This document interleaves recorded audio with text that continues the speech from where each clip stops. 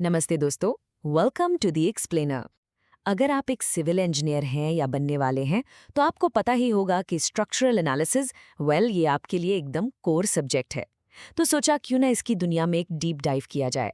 चलिए शुरू करते हैं। तो अगले कुछ मिनट्स में हम क्या क्या देखने वाले हैं। पहले कि ये ज़रूरी क्यों है, फिर इसके जो मेन बिल्डिंग ब्लॉक्स हैं उन्हें समझेंगे। उसके बाद हम उस कॉन्सेप्ट को डिकोड करेंगे जिसमें सबसे ज़्यादा कन्फ्यूजन होता है, डिटरमिनेट और इनडिटरमिनेट स्ट्रक्चर्स। और फिर एनालिसिस के स्टेप्स, उसके मेथड्स और आखिर में आपके लिए कुछ सुपर इंपॉर्टेंट टेकअवेज। एक कंप्लीट पैकेज है ना। तो चलिए आगे बढ़ते हैं। तो चलिए सबसे पहले सबसे बेसिक सवाल से शुरू करते हैं। आखिर ये स्ट्रक्चरल एनालिसिस है क्या और इसकी जरूरत ही क्यों पड़ती है? Why does it even matter? सोचो, आप किसी बड़े शहर में हैं, आपके सामने एक ऊंची सी स्काईस्क्रेपर है या एक लंबा सा पुल है। कभी सोचा है कि इतने बड़े बड़े स्ट्रक्चर्स हवा, बारिश, तूफान और हजारों लोगों का वजन झेल कर भी कैसे खड़े रहते हैं? इसके पीछे कोई जादू नहीं है। इसके पीछे है सॉलिड इंजीनियरिंग, जिसका नाम है स्ट्रक्चरल एनालिसिस। तो देखिए, बिल्कुल सिंपल शब्दों में स्ट्रक्चरल एनालिसिस ये पता लगाने का तरीका है कि कोई भी स्ट्रक्चर, मान लीजिए एक बीम या एक कॉलम, उस पर लगने वाले एक्सटर्नल लोड्स पर कैसे रिएक्ट करता है, मतलब उसके साथ होता क्या है। और इससे इंजीनियर्स को तीन चीज़ें पता चलती हैं। पहला, स्ट्रक्चर के अंदर पैदा होने वाले इंटरनल फोर्सेस। दूसरा, जमीन से मिलने वाला सपोर्ट यानी सपोर्ट रिएक्शंस। और तीसरा, स्ट्रक्चर में होने वाली छोटी मोटी मूवमेंट जिसे हम डिस्प्लेसमेंट्स कहते हैं। और ये सब हम करते क्यों हैं? इसका मेन गोल क्या है? देखिए, तीन चीजें हैं। सेफ्टी सबसे पहले, यानी स्ट्रक्चर फेल ना हो जाए। फिर आती है स्टेबिलिटी, यानी वो अपनी जगह पर मजबूती से खड़ा रहे। और तीसरी है सर्विसिबिलिटी, यानी वो यूज करने लायक हो। ऐसा ना हो कि ब्रिज पे चलते हुए वो इतना हिले कि डर लगने लगे। तो इन तीनों चीजों को आपस में बैलेंस करना ही असली चैलेंज। तो आप जब हमें क्यों क्लियर हो गया है, चलिए कैसे की तरफ बढ़ते हैं।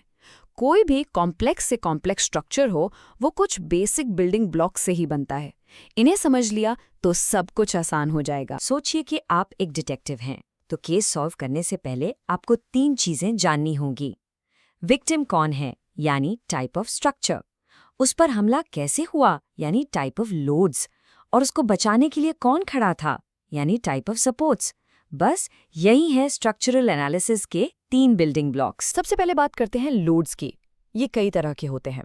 पहला है डेड लोड, यानी स्ट्रक्चर का अपना वजन जो कभी नहीं बदलता। फिर है लाइव लोड, जो चलता फिरता है, जैसे कि हम लोग, फर्नीचर या गाड़ियाँ। और फिर आते हैं एनवायरमेंटल लोड्स, जैसे हवा का जोर यानी विंड लोड, और भूकंप से आने वाला साइज्मिक लोड।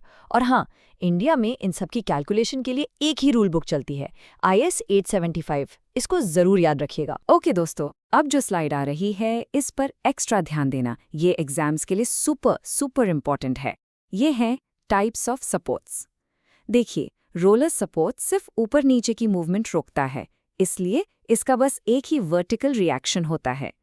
पिंट या हिंज सपोर्ट ये ऊपर नीचे और आगे पीछे दोनों मूवमेंट रोकता है, लेकिन घूमने देता है, इसलिए इसके दो रिएक्शंस होते हैं। और आखिर में है फिक्स सपोर्ट, ये ना हिलने देता है ना घूमने देता है, बिल्कुल जिद्दी, इसलिए इसके तीन रिएक्शंस होते हैं। इसे अच्छे से समझ लीजिए, बहुत काम आएगा। चलिए अब आते हैं इस टॉपिक के हार्ट पर, वो कॉन्सेप्ट जहां आकर काफ़ी स्टूडेंट्स थोड़ा सा अटक जाते हैं। डिटर्मिनेट वर्सेस इनडिटर्मिनेट स्ट्रक्चर्स, यही असली चैलेंज है एनालिसिस का। तो सवाल ये उठता है, क्या हम सिंपल सी फिजिक्स की इक्वेशंस जो हमने स्कूल में पढ़ी थी, सिग्मा F = 0 और सिग्मा M = 0, क्या उनसे ही स्ट्रक्चर के सारे अननोन फोर्सेस निकाल सकते हैं? इस सवाल का जवाब ही इन दोनों स्ट्रक्चर्स में फर्क बताता है। और ये रहा वो golden table. SSC JEE GATE कोई भी एग्जाम उठा लो, यहाँ से सवाल बनता ही बनता है। देखिए, डिटर्मिनेट स्ट्रक्चर्स वो हैं जिनको सॉल्व करने के लिए हमारी बेसिक इक्विलिब्रियम इक्वेशंस काफ़ी हैं, सिंपल। लेकिन इनडिटर्मिनेट स्ट्रक्चर्स के लिए वो काफ़ी नहीं है, हमें एक्स्ट्रा इक्वेशंस चाहिए जिन्हें हम कंपैटिबिलिटी इक्वेशंस कहते हैं। और इसी वजह से एक और बड़ा फर्क है, इनडिटर्मिनेट स्ट्रक्चर्स में टेम्परेचर बदलने से भी स्ट्रेस आ जाता है, जबकि डिटर्मिनेट में नहीं। इस टेबल का स्क्रीनशॉट ले लीजिए, बहुत काम आएगा। तो ये डिग्री ऑफ इनडिटर्मिनेसी या डीएस क्या भला है? सिंपल है, ये बस वो नंबर है जो बताता है कि कितने एक्स्ट्रा या रिडंडेंट फोर्सेस हैं जिनको हम सिंपल स्टैटिक्स से नहीं निकाल सकते। जितना ज्यादा डीएस उतना ही कॉम्प्लेक्स एनालिसिस, लेकिन उतना ही ज्यादा stable structure. It's a trade off. Okay, theory काफी हो गई, अब एक्चुअल काम पर आते हैं। एक इंजीनियर इस प्रॉब्लम को स्टेप बाय स्टेप सॉल्व कैसे करता है? Let's look at the process. देखिए, फेमस ऑथर आर.सी. हिबलर ने क्या खूब बात कही है। इसका मतलब है, असली बिल्डिंग या पुल तो बहुत ही कॉम्प्लेक्स होता है ना? तो एनालिसिस करने से पहले हम उसको आसान बनाते हैं, एक सिंप्लीफाइड लाइन मॉडल बनाते हैं। इस प्रोसेस को कहते हैं आइडियलाइजेशन। यही एनालिसिस का पहला और सबसे जरूरी कदम है। तो ये है वो पूरा प्रोसेस इन 5 स्टेप्स में। पहले हम आइडियलाइजेशन करके एक सिंपल मॉडल बनाते हैं, फिर उस मॉडल पर सारे लोड्स और सपोर्ट्स लगाते हैं। फिर आती है बारी इक्विलिब्रियम इक्वेशंस की। अगर स्ट्रक्चर इनडिटर्मिनेट है तो हमें कंपैटिबिलिटी कंडीशंस भी देखनी पड़ती हैं। और आखिर में मटेरियल की प्रॉपर्टीज यानी कॉन्स्टिट्यूटिव रिलेशंस का इस्तेमाल करके हम सब कुछ सॉल्व कर लेते हैं।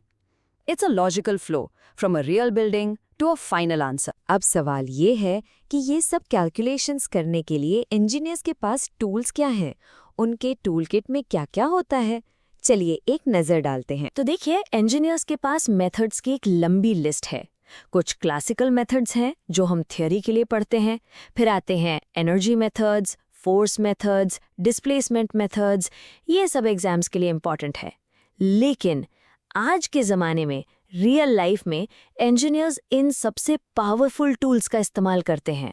सॉफ्टवेयर, स्टैडप्रो, ईटैब्स, सैप 2000, ये सभी सॉफ्टवेयर स्टिफनेस मैट्रिक्स मेथड पर काम करते हैं और घंटों का काम मिनट्स में कर देते हैं। The future is here. Alright, हमने काफ़ी कुछ कवर कर लिया है। अब सब कुछ आपस में जोड़ते हैं और देखते हैं कि आपके लिए इसमें से सबसे ज़रूरी की टेकअवेज क्या हैं, खासकर आपके एग्जाम्स के लिए। दोस्तों, ये प्रो टिप्स हैं, इनको नोट कर लीजिए। पहला, हमेशा फ्री बॉडी डायग्राम यानी FBD बनाइए, ये आपका बेस्ट फ्रेंड है। दूसरा, सपोर्ट टाइप्स और उनके रिएक्शंस, इनको दिल से याद कर लीजिए। तीसरा, डिटर्मिनेट और इनडिटर्मिनेट के बीच का फर्क बिल्कुल क्रिस्टल क्लियर होना चाहिए। और सबसे इम्पॉर्टेंट, प्रीवियस ईयर पेपर से जितने हो सके न्यूमेरिकल्स प्रैक्टिस कीजिए, यही आपको आगे लेके जाएगा। तो इस एक्सप्लेनर को ख़त्म करने से पहले एक सिंपल सा सवाल आपके लिए, सोचिएगा ज़रूर। एक कैंटिलीवर बीम जिसका एक एंड फिक्स्ड होता है और दूसरा फ्री, वो स्टैटिकली डिटर्मिनेट है या इनडिटर्मिनेट? इसका जवाब क्या है?